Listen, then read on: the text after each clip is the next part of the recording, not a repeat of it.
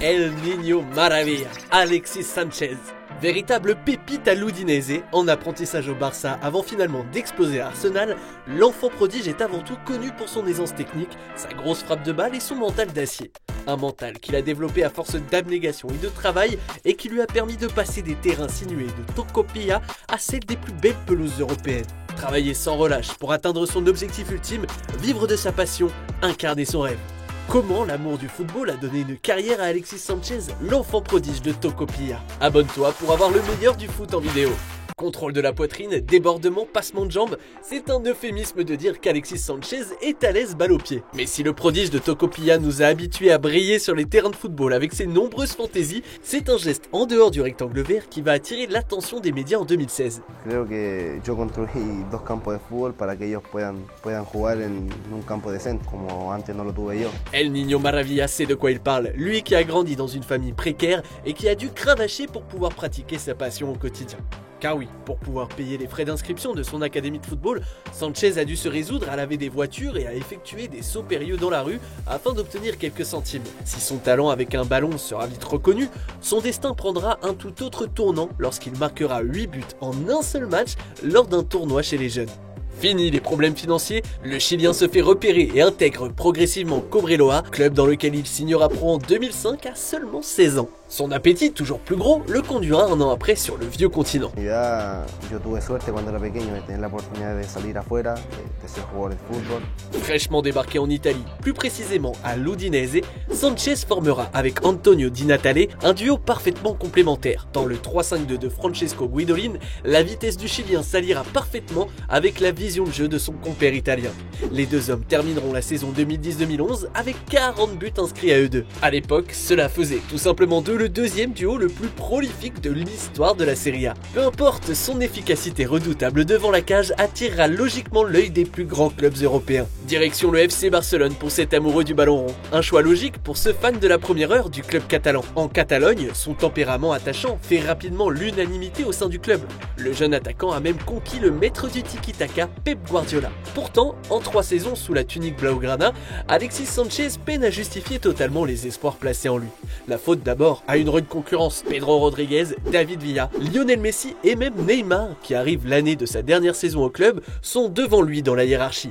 La faute ensuite à des blessures récurrentes qui freineront, quoi qu'on en dise, sa progression. Critiqué par les socios mais loin d'être abattu, le Chilien fera preuve de beaucoup de persévérance, à tel point qu'il gagnera peu à peu sa place dans l'effectif catalan avec en point d'orgue sa saison 2013-2014. Sous les ordres de Tata Martino et alors qu'on imagine déjà le Barça passer la saison avec l'attaque Pedro, Messi, Neymar, Alexis Sanchez fera parler son mental d'acier pour s'imposer comme un élément important de l'effectif blaugrana.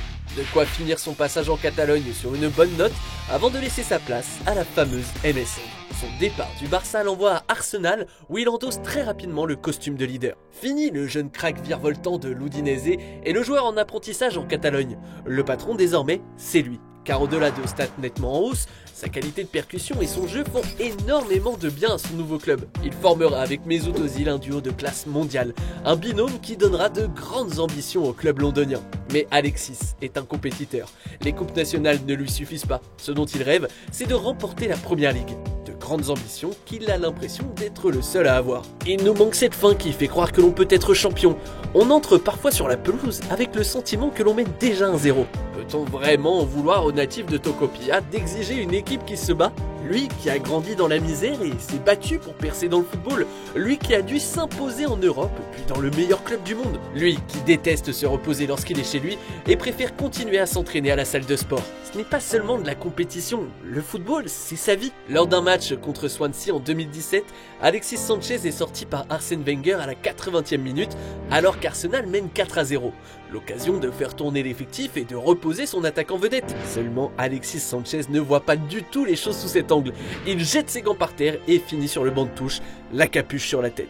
Mais c'est aussi ça être passionné. Tu peux être frustré et en vouloir au monde entier, puis te rappeler en une seconde qu'en fin de compte, tu fais tout ça par plaisir. Après avoir quitté les Gunners, Alexis Sanchez continuera sa carrière à Manchester United, puis à l'Inter Milan avec beaucoup moins de succès. La faute à une adaptation plus difficile et à une baisse de ses capacités physiques. Le rôle de remplaçant de luxe ne le déprime pas pour autant, et il le dit lui-même, quand je ne joue pas je suis comme un lion en cage. Et si elle foulera un peu moins la pelouse, la star chilienne continuera de faire parler d'elle dans son pays. Le gamin qui passait son temps à jouer au ballon et à grimper sur des camions juste pour le plaisir, restera l'une des idoles incontestées de la sélection. Il faut dire que l'homme, qui a d'ailleurs une rue à son nom dans sa ville natale, a fait partie de la génération qui a ramené les 2 premiers titres de l'histoire du Chili.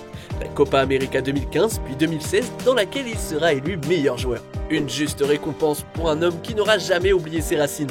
À chaque Pâques, Alexis Sanchez monte dans un camion chargé de cadeaux et s'en va les livrer personnellement aux enfants dans toute la ville. Il s'arrête parfois pour passer un moment avec des jeunes de sa ville, s'éloigner de la ferveur de ses supporters et faire ce qu'il a toujours aimé, jouer au ballon. Depuis que je suis tout petit, je veux être footballeur car c'est la raison pour laquelle je suis né. C'est ce qui me passionne, c'est toute ma vie. Et toi, considères-tu Alexis Sanchez comme l'un des meilleurs ailiers de la dernière décennie? Merci d'avoir regardé notre vidéo. Si tu as kiffé, n'hésite pas à parler de notre chaîne autour de toi, d'aimer, de partager. Quant à moi, je te dis à très vite pour une nouvelle vidéo. Ciao!